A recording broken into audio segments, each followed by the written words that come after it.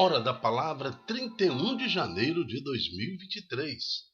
São João Bosco, presbítero, memória, terça-feira, cor litúrgica, branco.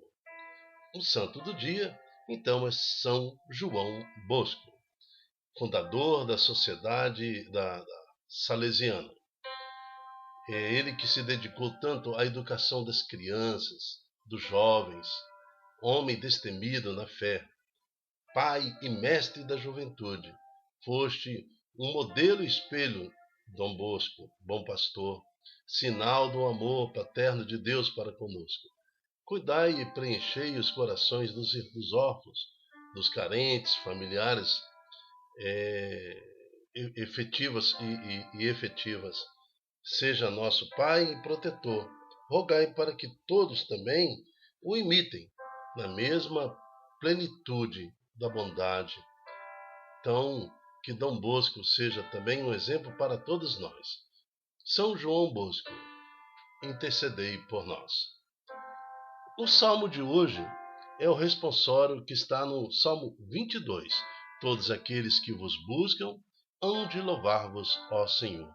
Então, quem vai louvar a Deus? Quem vai compreender a dimensão e o poder de Deus? Aquele que busca Deus. Todos aqueles que vos buscam hão de louvar-vos, ó Senhor.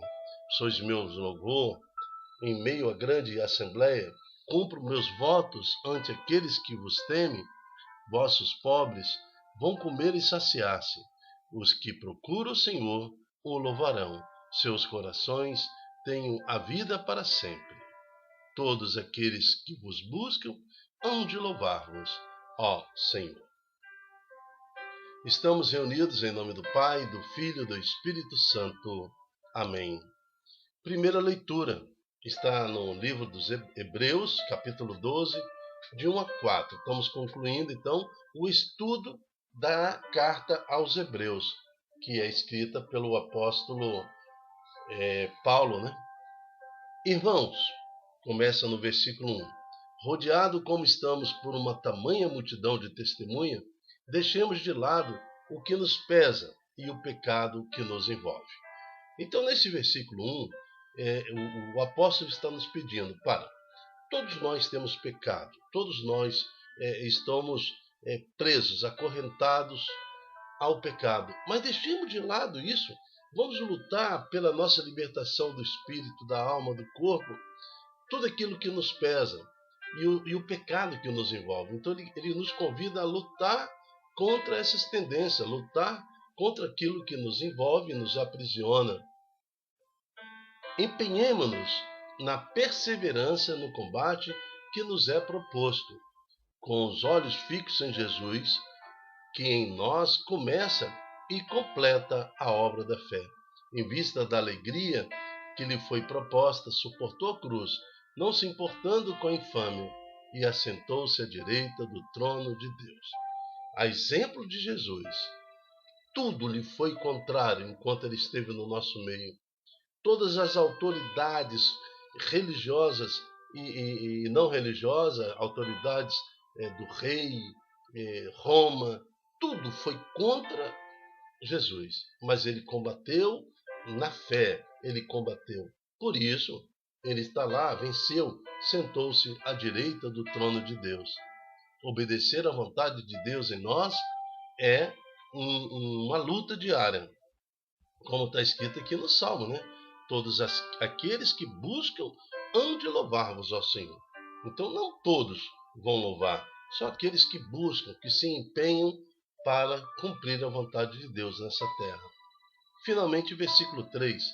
Pensai, pois, naqueles que enfrentou uma tal oposição por parte dos pecadores, para que não vos deixeis abater pelo desânimo. Veja que tem uma multidão de pecadores que se associam, associados entre si, querem combater aquele que quer louvar a Deus. Mas não vos deixeis abater pelo desânimo. Vós ainda não resististe até o sangue de vossa luta contra o pecado. Palavra do Senhor. Graças a Deus. Então aqui nós temos um grande estímulo do apóstolo para que toda a Assembleia de Cristo lute todos os dias, combatam um bom combate, né, com perseverança, como se fosse uma corrida, que não é proposta, tendo os olhos fixos em Jesus Cristo. É Cristo que nos motiva a vencermos essa luta diária. Amém. Evangelho está em Marcos, capítulo 5, de 21 a 43. O Senhor esteja convosco. Ele está no meio de nós. Então, esse estar no meio de nós significa que o Senhor está na minha luta diária. O Senhor é que me favorece todos os dias. Ele está no meio de nós. Proclamação do Evangelho de Jesus Cristo segundo Marcos. Glória a vós, Senhor. Naquele tempo, Jesus atravessou de novo uma barca para outra margem. Uma numerosa multidão reuniu-se junto dele e Jesus ficou na praia. Aproximou-se então um dos chefes da sinagoga, chamado Jairo. Olha, no versículo 22, fala que um chefe da sinagoga, chamado Jairo, aproximou-se de Jesus. Olha o peso disso, ele é chefe da sinagoga. Ele é um representante, uma autoridade religiosa do local. Ele aproxima-se de Jesus, aquele que todos dizem é o Messias, é o Deus encarnado, é o cumprimento da profecia. E nós sabemos que as autoridades daquela época, religiosas da época, não aceitaram Jesus. Ao contrário, procuravam uma forma de matar aquele que se falava ser filho de Deus. Mas o chefe da sinagoga, chamado Jairo, aproximou-se de Jesus. Quando viu Jesus, caiu aos seus pés e pediu com insistência: minha filha está nas últimas. Vem, põe a mão sobre ela, para que ela sare e viva. Então a motivação de Jairo, você vê que é a dor. Ele está no sofrimento, ele está vendo a sua filha desfalecida, quase que morta. E ele pensou, se Jesus está na praia, se Jesus agora está se aproximando na praia, eu vejo a multidão indo atrás de Jesus, eu vou superar toda a minha vergonha, eu vou superar todo o meu medo, vou superar toda a opressão que existe contra mim, por ser um chefe da sinagoga, e vou atrás de Jesus. Então veja que é pela dor que Jairo vai, para salvar os seus filhos. A doença está na sua casa, a sua filha já está desfalecida, morta praticamente. E ele cai aos pés de Jesus, reconhecendo que esse é o Filho de Deus. Jesus então o acompanhou. Numerosa multidão o seguia e o comprimia. Ora, achava-se ali entre a multidão daqueles que comprimiam Jesus, uma mulher que há 12 anos estava com hemorragia. Era uma menstruação contínua. 12 anos. Tinha sofrido nas mãos de muitos médicos. Gastou tudo o que possuía. Em vez de melhorar, só piorava cada vez mais. Então esta mulher, pela lei judaica, ela não poderia nem estar ali no meio da multidão, pois ela estava menstruada. Ela está correndo sério risco de vida ao contrariar uma ordem judaica dentro da lei, né, que faria com que ela tivesse recolhida. Ela não poderia tocar ninguém, ela não poderia estar no meio da multidão. Tendo ouvido falar de Jesus, ela largou aquela situação e foi mesmo atrás. Aproximou-se deles por detrás, por meio da multidão, e fez o que lhe era proibido, tocar uma pessoa. E ela tocou a roupa de Jesus. Ela pensava, se ao menos tocar a roupa dele, ficarei curada. A hemorragia, naquele momento, na hora que ela tocou Jesus, parou imediatamente, e a mulher sentiu dentro de si que estava curada da doença. Jesus logo percebeu que uma força estranha teria saído dele, e voltando-se para o meio da multidão, perguntou: opa, quem tocou a minha roupa? Os discípulos disseram: Senhor Jesus, está vendo a multidão que está aí, que te comprime? E ainda se pergunta: quem te tocou? Mas veja, aquela mulher tocou Jesus de uma forma especial. Tanto que uma força saiu do teu corpo, uma força saiu do teu espírito, a ponto de Jesus perguntar: quem tocou a minha roupa? Ele, porém, olhava ao redor para ver quem havia feito aquilo. A mulher, cheia de medo e temendo, e percebendo o que havia acontecido, veio cheio de temor, caiu aos pés de Jesus e contou-lhe toda a verdade. Ele disse: filha, a tua fé te curou. Vai em paz e fica curada desta doença. Ele estava ainda falando quando chegaram alguns da casa do chefe da sinagoga, aquele Jairo, que caíra também aos pés de Jesus, pedindo pela sua filha. E eles diziam: tua filha morreu. Por que ainda incomodas o mestre? Jesus ouviu a notícia e disse ao chefe da sinagoga: não tenhas medo, basta-te a fé. E não deixou que ninguém o acompanhasse, a não ser Pedro, Tiago e seu irmão João. Quando chegaram à casa do chefe da sinagoga, Jesus viu a confusão e como estavam chorando e gritando. Então ele entrou e disse: por que esta confusão? Por que este choro? A criança não morreu, mas está dormindo. Começaram então a caçoar dele. Lembra lá na primeira leitura, né? As pessoas que não têm fé, elas se associam, elas se agrupam para criticar aquele que tem fé. Então eles começaram a caçoar do próprio Jesus, porque ele dizia que a criança não teria morrido.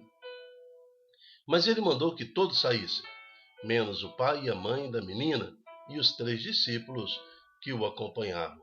Depois entraram no quarto onde estava a criança, já dada como morta.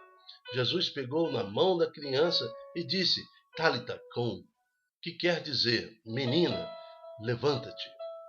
Ela levantou-se imediatamente e começou a andar, pois tinha 12 anos, e todos ficaram admirados.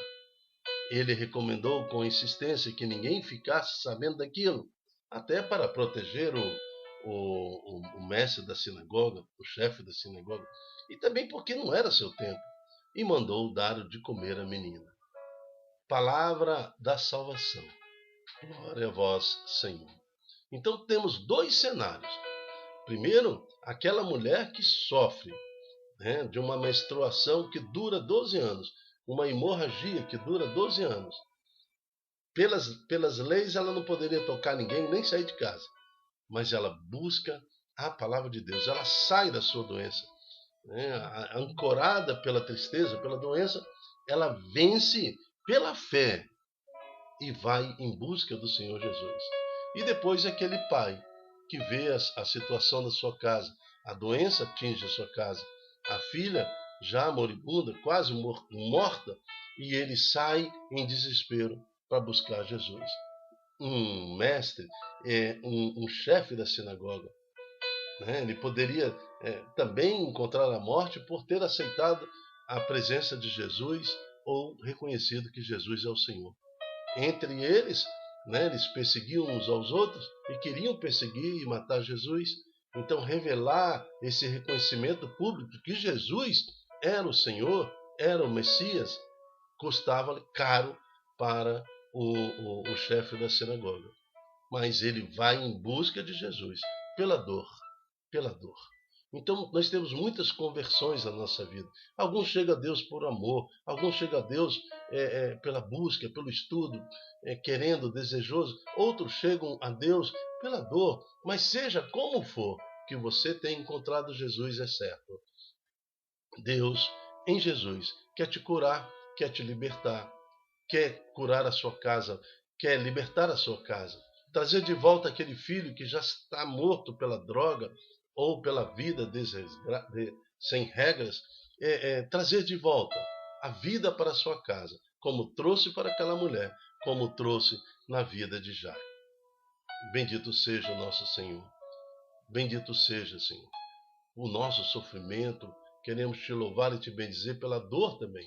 Queremos te louvar e bendizer pela graça de recebermos um milagre em nossas vidas, como recebeu também esta mulher e este homem, que tem a manifestação de Deus em sua casa. Amém. Eu me chamo Dilton Góes. O nosso projeto chama-se Ai de mim se não evangelizar. E o nosso programa é a Hora da Palavra, que é diário. tem como objetivo revelar, buscar a esclarecer o nosso entendimento, a liturgia da palavra, aquilo que o Senhor fala à igreja todos os dias. E hoje ele vem nos pedir para sairmos das correntes que nos aprisionam pelo pecado, desânimo e tudo que nos aprisiona. É necessário combater o bom combate, ir à luta, assim como fez aquela mulher que sofria da hemorragia. Assim, a exemplo do Jairo, aquele que é o chefe da sinagoga. Buscar Jesus, trazer Jesus para a nossa vida, para a nossa família. A exemplo de Dom Bosco, que se deu totalmente, doou-se totalmente para os jovens, né? Para que possa resgatar naqueles que estão em desespero, já desanimado, a esperança da salvação e a libertação acima de tudo. Amém. Até a próxima, se Deus quiser. Tchau, tchau.